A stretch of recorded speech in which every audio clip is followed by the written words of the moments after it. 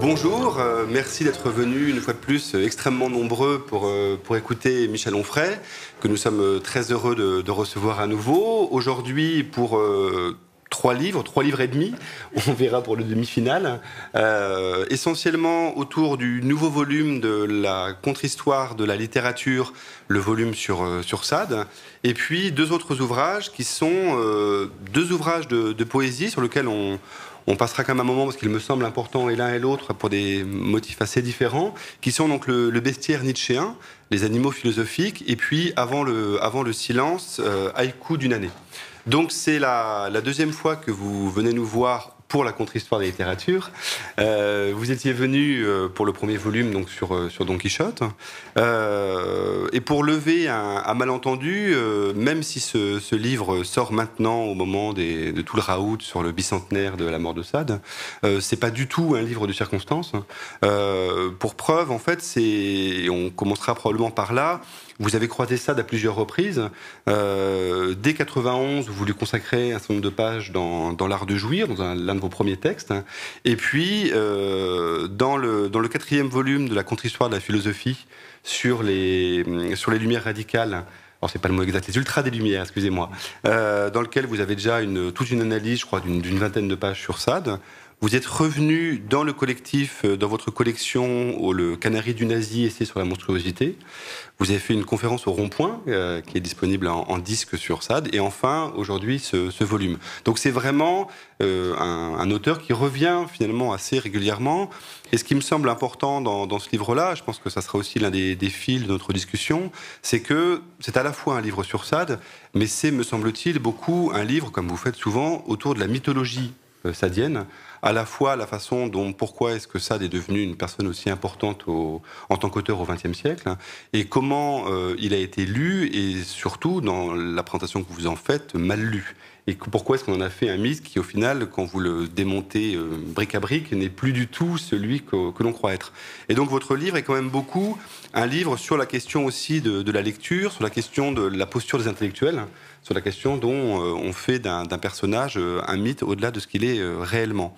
Et on verra même, je pense, à la fin du livre, apparaître quelque chose autour des pages que vous faites autour de la question de la lecture structuraliste ou du moment 68, quelque chose qui manifestement est aussi un peu en germe chez vous sur ce moment de négativité nécessaire autour de la question 68.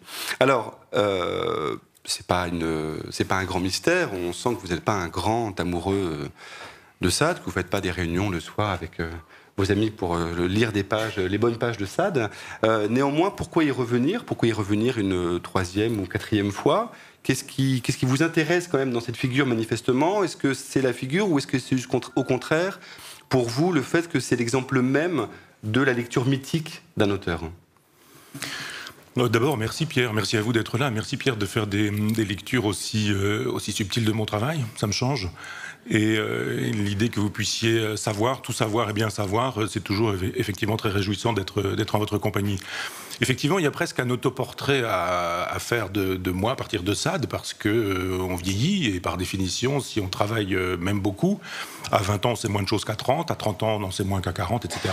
Et au fur et à mesure du travail, on se défait des mythes, ce qu'on est incapable de faire quand on a 20 ans. Ça me paraît évident que quand je suis étudiant à l'université de Caen et que j'ai 17 ans et que j'ai un professeur de philosophie qui nous enseigne Sade, la mythologie de Sade, eh bien on y souscrit parce qu'on n'est pas dans l'esprit critique, on n'a pas l'esprit critique, on n'a pas la culture, et puis il y a cette espèce d'intimidation qui veut qu'il y a l'institution, il y a le professeur, on est étudiant, s'il nous dit des choses, c'est qu'il dit juste et vrai. Et donc j'ai été victime moi aussi de cette mythologie parce que j'avais lu un ou deux textes de Sade, j'avais lu La philosophie dans le boudoir et Justine, ou Les malheurs de la vertu, et puis on dit ce que tout le monde dit. Et j'ai été prof et j'ai dit ce que tout le monde disait aussi, et j'ai fait ça aussi avec la psychanalyse en disant ce qu'on m'avait enseigné. Et il y a un moment pour tout, et le moment de l'apprentissage, de la transmission, quand on est enseignant, pardon, n'est pas le moment de l'esprit critique. Il y a juste un moment où on commence à aborder les choses autrement, en se disant mais j'ai beaucoup lu Sade, et je me dis que celui qui dit de Sade qu'il dit ceci ou cela ne dit pas vrai. Et puis je me dis que celui-ci ne dit pas vrai non plus.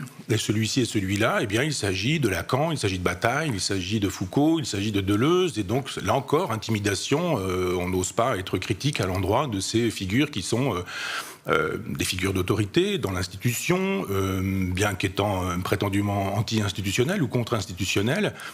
Et c'est vraiment le chantier de la contre-histoire de la philosophie qui m'a rendu possible cette lecture libre, parce que j'ai un peu découvert le mouvement en marchant, c'est-à-dire que je ne suis pas parti en me disant j'ai une méthode clé en main avec l'université populaire, la contre-histoire de la philosophie, et je vais exercer cette méthode. Non, je suis parti en me disant j'aimerais enseigner les marges de l'histoire de la philosophie, et puis surtout l'histoire de la philosophie. Pourquoi est-ce qu'on nous enseigne des choses comme ça et pas autrement ?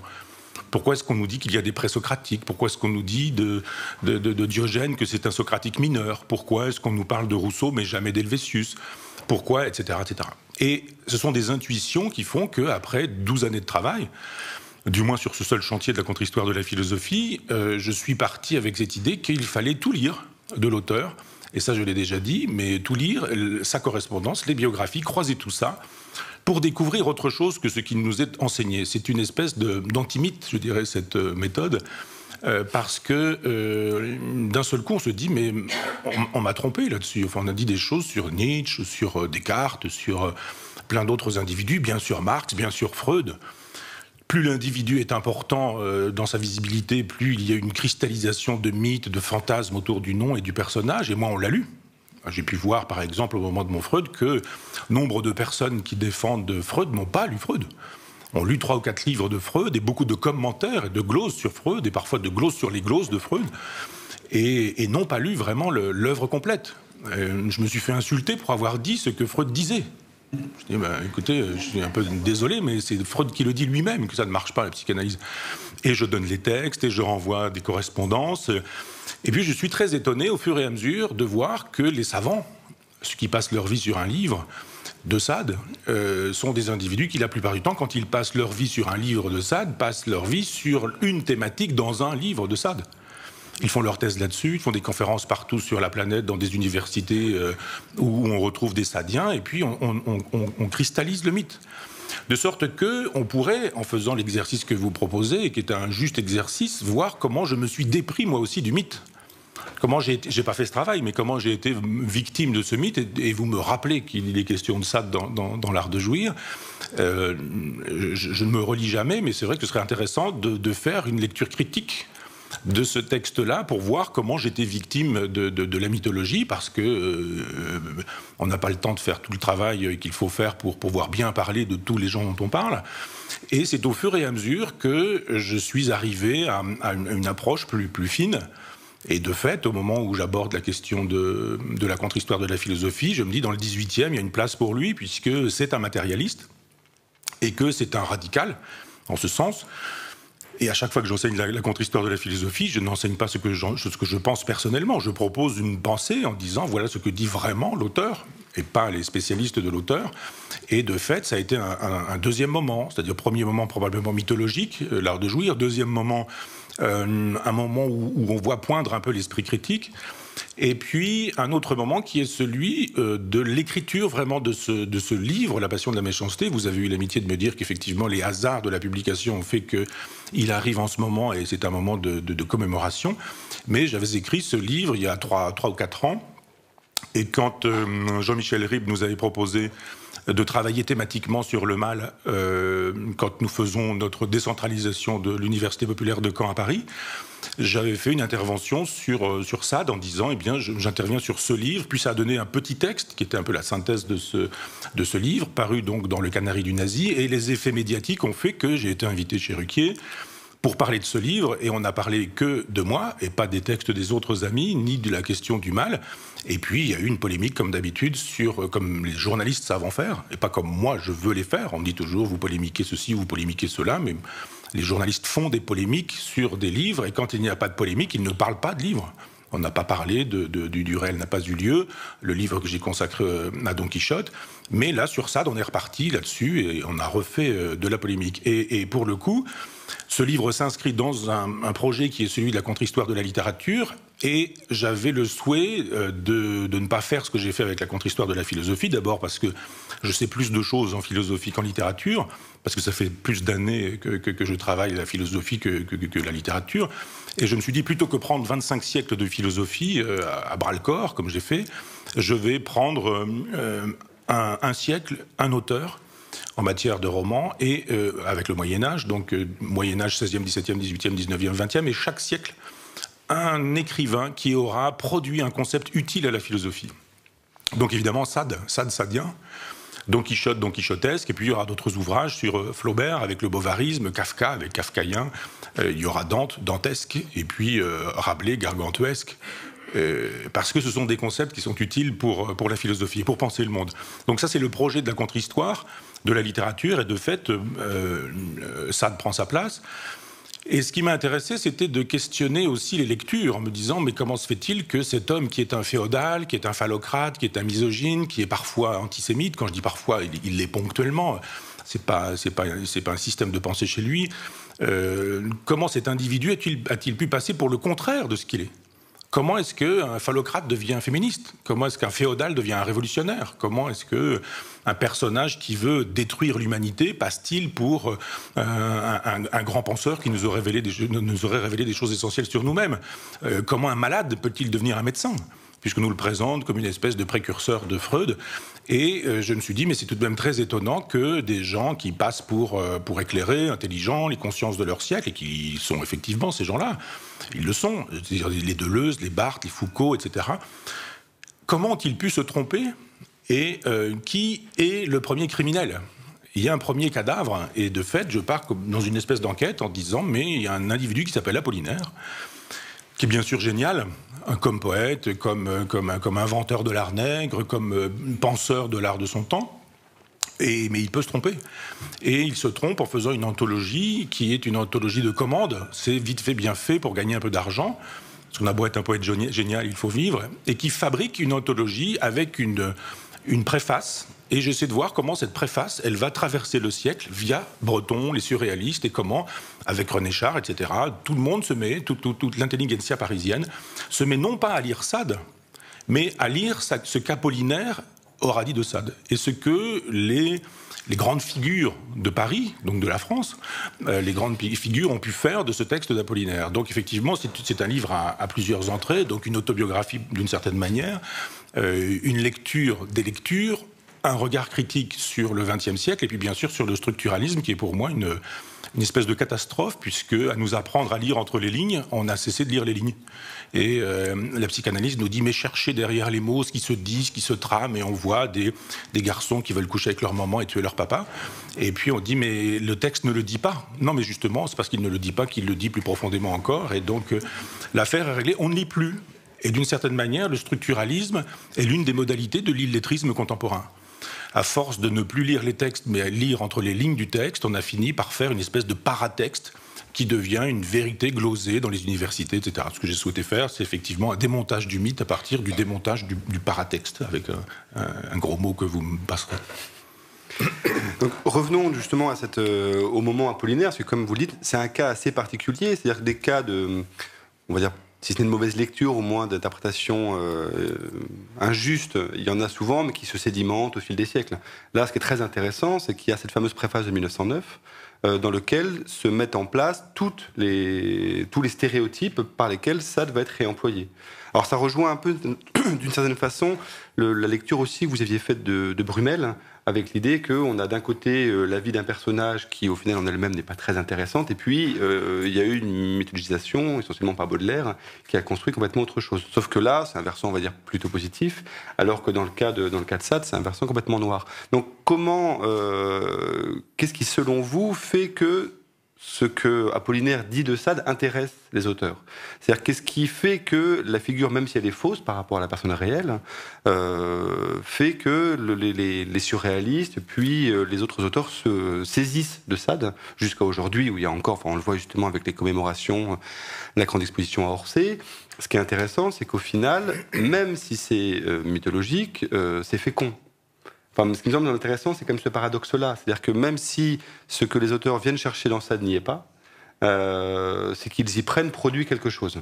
C'est-à-dire que on n'est pas sur quelque chose d'indifférent, etc. C'est-à-dire que la production artistique des surréalistes, de Man Ray ou d'autres, qui utilisent des figures sadiennes, est intéressante.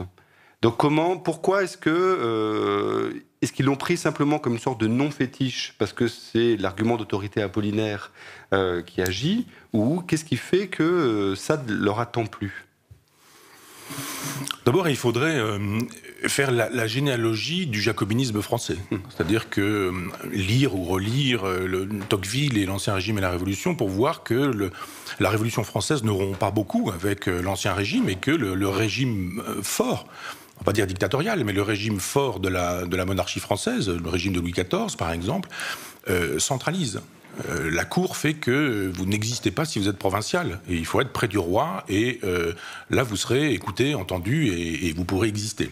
Vous voyez les mémoires de Saint-Simon, c'est magnifique, le démontage des rouages de cette machine terrible. On a Robespierre, enfin du moins on a la Révolution française, tradition girondine ici à Bordeaux, mais ça n'est pas la tradition qui triomphe, puisque c'est, comme vous le savez, le robespierrisme qui fait la loi avec la terreur, et puis Thermidor qui met fin à tout ça. Mais il y a une hyper-centralisation en France qui fait que les provinces n'existent pas, ou alors comme une espèce de vivier pour nourrir Paris. Il faut monter à Paris, ou descendre à Paris, être à Paris. Il y a même des auteurs qui, sur leur 4e de couverture, mettent vie et travail à Paris. Je trouve ça extraordinaire comme biographie. Vie et travail à Paris, bon, c'est bien. Et on se nourrit de l'énergie provinciale parce que Paris ne vit que comme ça, comme une espèce de vampire qui suce le sang de la province, avec 10 personnes qui font la loi dans chacun des domaines. Et il faut voir, et parfois on a des belles photos qui nous montrent un aréopage extraordinaire qui réunit Lacan, Bataille, Sartre, Camus, etc. Et on se dit, ils étaient tous là ensemble. Comme il y a eu des dîners au XVIIIe siècle qui réunissaient Rousseau, Voltaire, Helvétius, D'Holbach, Condorcet, Turgot, etc. On se dit, mais toute cette crème intellectuelle s'est trouvée régulièrement dans des endroits avec les mêmes copains, les mêmes détestations, les mêmes repas, les mêmes copines parfois. Et à Paris, ça s'est passé comme ça, et ça se passe encore comme ça, de moins en moins. Enfin, ça s'est passé comme ça. Et Apollinaire a été à un moment donné où il voyait Breton tous les jours. Il se voyait tous les jours, déjeuner, dîner, rencontres, copains, soirées, beuveries, etc. Ce qui fait effectivement qu'il y a une espèce d'infusion naturelle qui se fait avec la pensée d'autrui, avec les passions du moment. Et il y a un intérêt à ça plutôt qu'à Fourier, parce que je termine positivement en disant mais pourquoi est-ce qu'on n'est pas allé voir du côté de Fourier, puisque Breton a dit du bien de Fourier. Il a écrit une superbe ode à Charles Fourier. Dans l'anthologie de l'humour noir, il est question de Fourier, comme de Sade, bien sûr. Mais pourquoi est-ce que Sade triomphe ? J'émets l'hypothèse que c'est un gnostique. Il y a des gens qu'on appelle des gnostiques au début de notre civilisation, c'est-à-dire 2e, 3e siècle de notre ère. Les gnostiques, la gnose, c'est le savoir. Le gnostique, c'est celui qui pense qu'on peut savoir. Et il y a des gnostiques qui pensent que le monde a été fabriqué par un mauvais démiurge. Que le monde, il a été fabriqué d'une certaine manière par un diable, par un démon. Et que pour accéder au divin, il faut aller jusqu'au bout du satanique. Il faut aller jusqu'au bout du mal pour parvenir au bien. C'est une fiction philosophique de cette époque-là. Mais je pense que la tradition gnostique, du genre la communion dans le mal nous fait déboucher un jour dans la clairière du bien, est une idée qu'on retrouve chez certains mystiques, chez les gnostiques qu'on disait licencieux. Je renvoie à un très beau livre de Jacques Lacarrière, là-dessus, les gnostiques. Mais ça fait partie, comme Bataille, des gnostiques qui sont d'une certaine manière des chrétiens. Un peu comme quand vous prenez un gant et que vous inversez le gant, eh bien, c'est inversé, mais c'est le même gant. Eh bien, vous avez la même chose. C'est-à-dire une espèce de détestation de Dieu qui est tellement forte qu'ils ont besoin de Dieu. C'est pas l'athéisme, ça, que de vouloir du crucifix pour le profaner, de l'hostie pour la profaner, des calices ou des objets de culte pour les profaner, parce que je pense que l'athéisme n'a pas besoin de ça, du blasphème.